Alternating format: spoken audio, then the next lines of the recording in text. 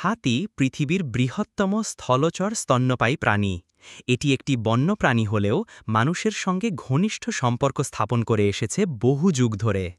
হাতির দেহ অত্যন্ত বিশাল এবং ভারী। এর লম্বা শুঁড়, বৃহৎ কান, শক্ত ও মোটা চামড়া এবং দুটি দাঁত সবই তাকে অন্যান্য প্রাণী থেকে আলাদা করেছে। হাতি সাধারণত ঘাস, গাছের পাতা, ফলমূল, শাকসবজি ও পানি খেয়ে বাঁচে। একটি পূর্ণবয়স্ক হাতি দিনে প্রায় ১০০ কেজি পর্যন্ত খাবার খেতে পারে। বিশ্বে প্রধানত দুটি প্রজাতির হাতি পাওয়া যায়, এশীয় হাতি এবং আফ্রিকান হাতি। আফ্রিকান হাতি আকারে বড় এবং এর কানও বিশাল। অন্যদিকে এশীয় হাতি তুলনামূলকভাবে ছোট এবং সাধারণত ভারত, বাংলাদেশ, শ্রীলঙ্কা, মায়ানমার, থাইল্যান্ড ও দক্ষিণ পূর্ব এশিয়ার দেশগুলোতে দেখা যায়। বাংলাদেশে চট্টগ্রাম ও পার্বত্য চট্টগ্রাম অঞ্চলে বন্য হাতি দেখা যায়। হাতির শুঁড় খুবই শক্তিশালী এবং বহুমুখী ব্যবহারের উপযোগী।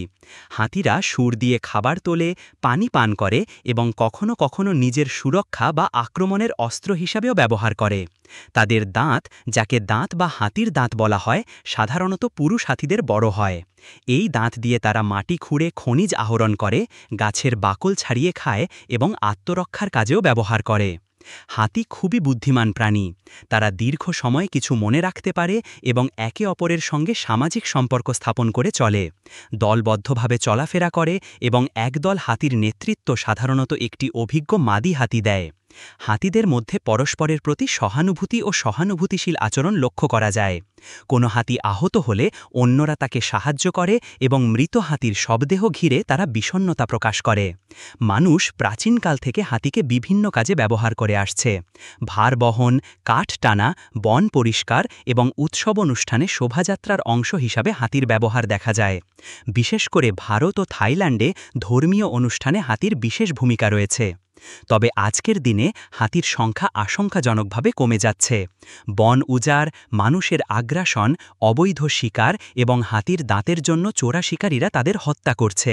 এর ফলে হাতির অস্তিত্ব আজ হুমকির মুখে পড়েছে। অনেক দেশে হাতি সংরক্ষণে বিশেষ আইন ও উদ্যোগ নেওয়া হয়েছে। বাংলাদেশেও হাতি সংরক্ষণের জন্য বন্যপ্রাণী সংরক্ষণ আইন ও প্রকল্প রয়েছে। হাতি শুধু একটি প্রাণী নয়, এটি প্রকৃতির একটি গুরুত্বপূর্ণ অংশ। হাতির অস্তিত্ব রক্ষা করা আমাদের দায়িত্ব। বন সংরক্ষণ, সচেতনতা বৃদ্ধি এবং আইনের যথাযথ প্রয়োগের মাধ্যমে আমরা এই মহৎ প্রাণীটিকে ভবিষ্যতের জন্য টিকিয়ে রাখতে পারি। আমাদের উচিত হাতির প্রতি সহানুভূতিশীল হওয়া এবং তাদের নিরাপদ আবাসস্থল নিশ্চিত করা।